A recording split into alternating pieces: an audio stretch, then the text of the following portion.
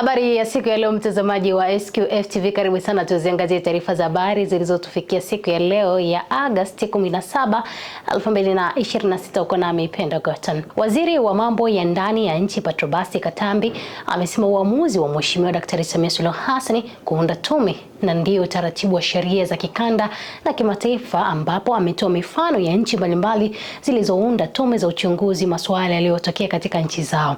Amesema hayo katika kijiji cha Kangagani, kaskazini Pemba, wakati akimwakilisha Rais Samia Suluhu Hassan kuweka jiwe la msingi la skuli ya amali iliyojengwa kwa shilingi bilioni 4. Wapo watu ambao wamekuwa wanasema maneno ya kupotosha juu ya tume zilizoundwa na Mheshimiwa Rais wa Jamhuri ya Muungano wa Tanzania na Amiri Jeshi Mkuu wa Vyombo vya Ulinzi na Usalama.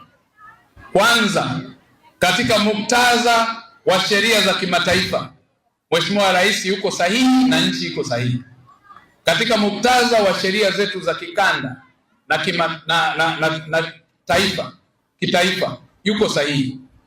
Mtakumbuka ndugu zangu, baada ya vurugu zilizojitokeza baada ya uchaguzi wa Oktoba 29, Mheshimiwa Rais na sheria za kimataifa zinataka hatua nchi yenyewe ianze kuzichukua katika hatua ya kwanza. Na katika hatua ya kwanza Mheshimiwa Rais aliunda tume ya Mheshimiwa Jaji Chande. Tume iliyoundwa ya Mheshimiwa Jaji Chande, wajibu wake wa msingi ilikuwa ni kufanya fact finding, kutafuta ukweli na uhalisia wa changamoto zilizojitokeza katika vurugu wakati wa uchaguzi na baada ya uchaguzi. Huo ni msingi mkuu wa kisheria. Hatua ya pili, mtakumbuka, ilikuwa ni yenyewe kuleta taarifa hizo, uhalisia na ukweli na ushahidi uliotolewa na Watanzania, makundi mbalimbali na mtu mmoja mmoja, ili sasa hatua stahiki ziweze kuchukuliwa baada ya ukweli ambao umepatikana. Ukweli huo usaidie hatua ya pili ya kupata tume ambayo itakuwa tume ya kijinai. Katika tume hii ya kijinai ya Jaji Lila, mtakumbuka, imeundwa na sasa inaingia kazini. Na ndugu zangu wa Tanzania, niwaambie na niwahakikishie, serikali iko very serious na jambo hili. Hatutaonea mtu wala hatutapendelea mtu. Hata kama ni Katambi anahusika, atawajibika. Sheria ni msumeno. Yeyote ambaye anahusika kwa mujibu wa tume ya kwanza na kwa mujibu wa tume ya pili itatafuta taarifa, awe kiongozi wa serikali, awe ni kiongozi mtu binafsi, awe iwaye yoyote, awe ni raia aliyehusika katika changamoto hizo tulizokwenda kuzipata, atawajibika kwa mujibu wa sheria. Mamlaka ya kuzuia na kupambana na dawa za kulevya DCEA imeteketeza takriban ekari 630 za bangi mkoani Morogoro. Mamlaka ya kudhibiti na kupambana na dawa za kulevya katika mwendelezo wa kampeni yake maalum ya kudhibiti dawa za kulevya zinazozalishwa hapa nchini, hususan bangi, imeendelea na operation maalum katika vijiji vya Visengele na Lugenge vilivyoko katika wilaya ya Mvomero, mkoa wa Morogoro, hususan kwenye hifadhi ya Mikumi na nje ya hifadhi ya Mikumi, na kufanya operation maalum ya kuteketeza mashamba ya bangi, ambapo ndani ya siku 14 imefanikiwa kuteketeza ekari 603, imekamata magunia ya bangi 49 na kukamata watuhumiwa 13 kuhusiana na uhalifu huo. Katika eneo hili tumeona kwamba operation hizi zilianza toka mwaka 2023, ambapo hadi leo 2026 tumeona pia bado wananchi wanaendelea kulima bangi ndani ya hifadhi, lakini pia nje ya hifadhi. Na katika operation tulizofanya safari hii tumegundua kwamba wamelima mbali zaidi ya maeneo ambayo operation zilishafanyika awali, wakidhani labda mamlaka itashindwa kufika katika maeneo hayo.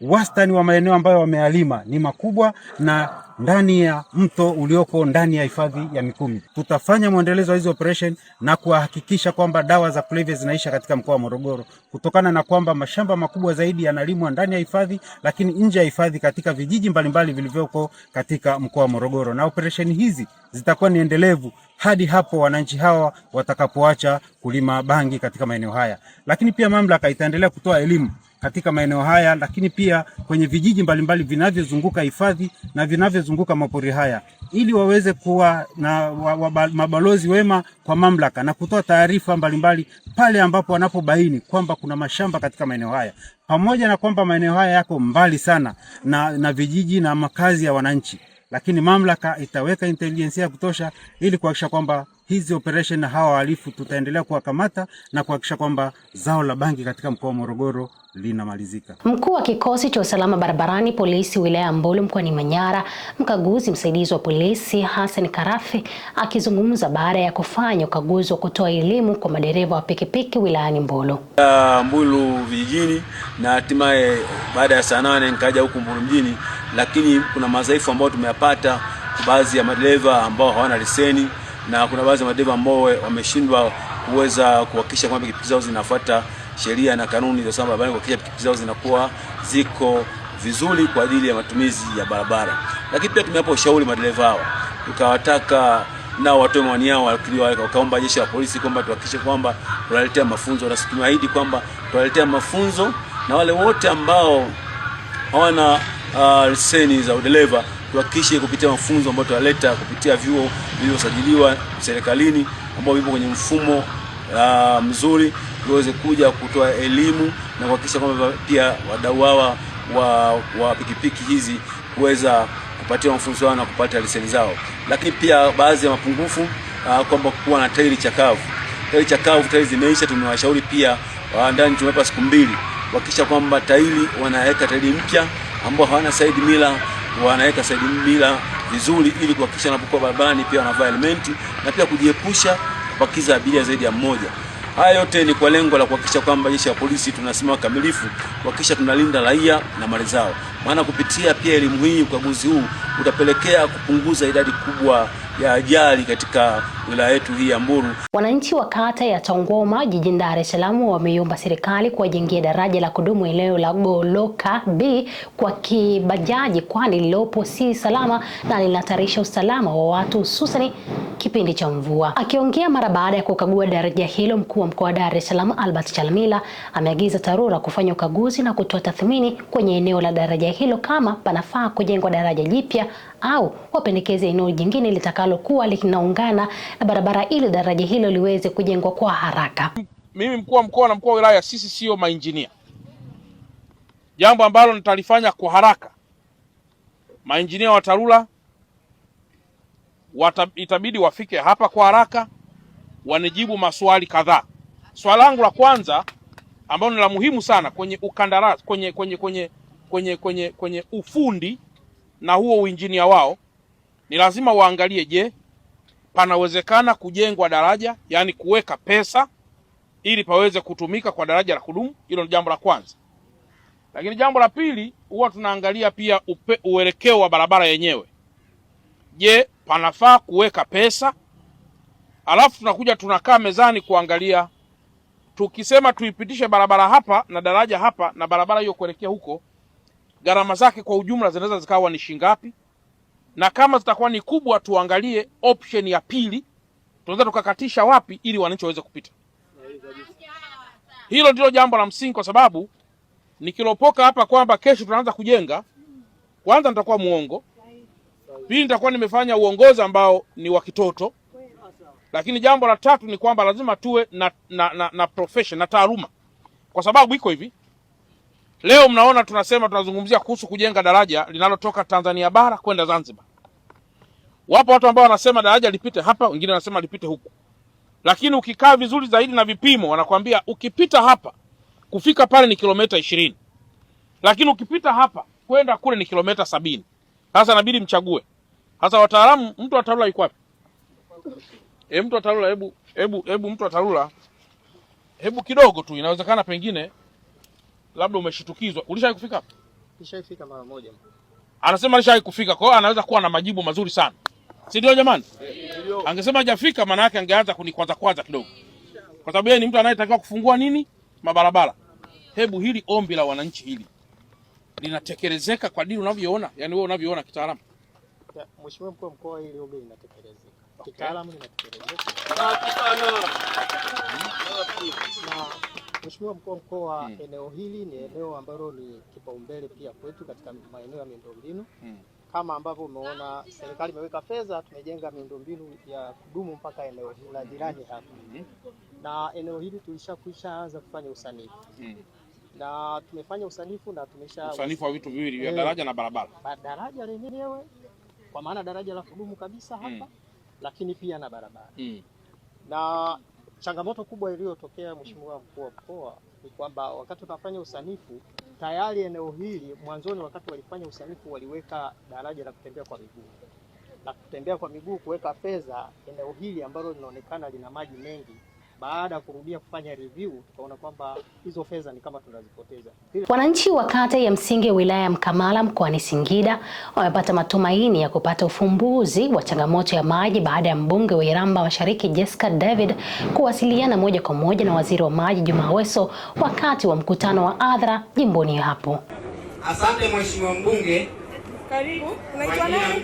Kwa jina mimi naitwa Benjamin Preston Mkumbo, mkazi wa kijiji cha Ndurumo. Mheshimiwa, kwa haya uliotufanyia sisi wana Ndurumo, sina cha kukulipa. Nataka nikuvulie koti kama mbunge na tumuonyeshe Mama Samia kwamba ametuletea jembe kwenye wilaya yetu ya Mkalama.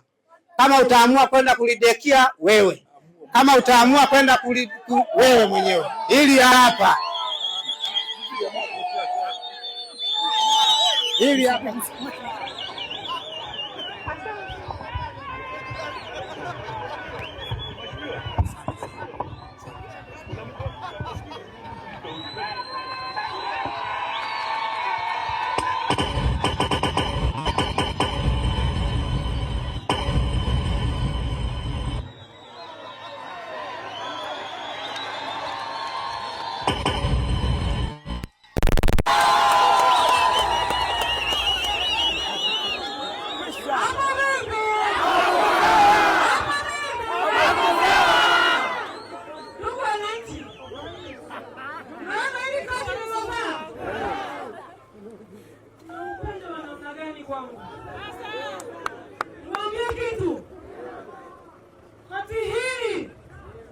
Koti hili sio zawadi kwangu. Koti hili linakwenda kuwa alama ya kuhakikisha kituo hiki kinakamilika. Haijawahi kutokea kwenye maisha yangu. Nawashukuru sana. Mimi ni mtumishi wenu, nina kila sababu ya kuja kwenu nyinyi mlionituma kuwatumikia, kuwapa mrejesho. Changamoto ya kituo cha afya, wananchi wenyewe mmechangishana kaya kwa kaya 93,000. Ni 94 94. Nawapongeza sana kwa uzalendo huu mlionao. Nawapongeza sana kwa mioyo hii ya kujitolea. Mimi kama mbunge siwezi kuja kwenu nikaacha kuwashika mkono na kuchangia pale nguvu zenu zinapofanya. Na ndio maana wakati nakuja nikataka kujua uhitaji wa mifuko ya simenti kulingana na ujenzi ulikofikia. Nikapewa idadi. Nikasema kwa sababu mimi sio mtu wa maneno tu, ni mtu wa vitendo, wacha niende na mifuko ya simenti 200, lakini natoa mifuko ya simenti 400.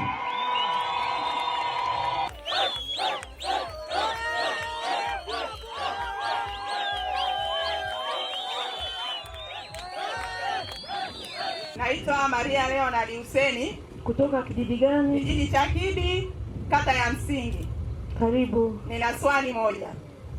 Katika kata yetu ya Msingi na katika kijiji cha Kidi tuna changamoto ya maji. Kina mama tunachukua muda mrefu kwenda kutafuta maji. Ila katika kijiji chetu tuna kisima ambacho kilishachimbwa, lakini hitaji kubwa tunaomba utupatie pampu ili tusambaze maji kijiji kizima. Juma Aweso ni waziri wa nini? Ni waziri wa nini? Anachapa kazi, hatapi kazi. Wananchi wa Msingi wanakusikiliza. Karibu sana. Karibu sana. Wananchi wa Mkalama kata ya Msingi wamekusanyika hapa, wanakufahamu kwa uchapakazi wako, wanakufahamu kwa uzalendo wako, na wameniambia wanakupenda sana na wanatamani siku moja uwatembelee. naomba nifanye jambo kwa sababu mheshimiwa mbunge yuko hapo na yeye ameeleza hiyo changamoto. Kesho tutaomba wataalamu wangu waje hapo.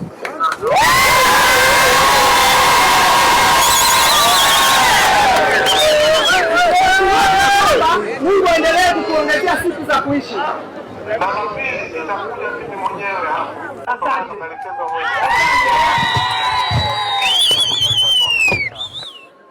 Na mtazamaji, huu ni mwisho wa taarifa habari. Sina la ziada mpaka sasa. Asante sana kutenga muda wako thamani kutazama taarifa hizi za habari. Kwa niaba ya timu nzima iliyoshiriki kuandaa habari hizi, mimi ni Pendo Gocha, nikutakie siku ile kwa njema.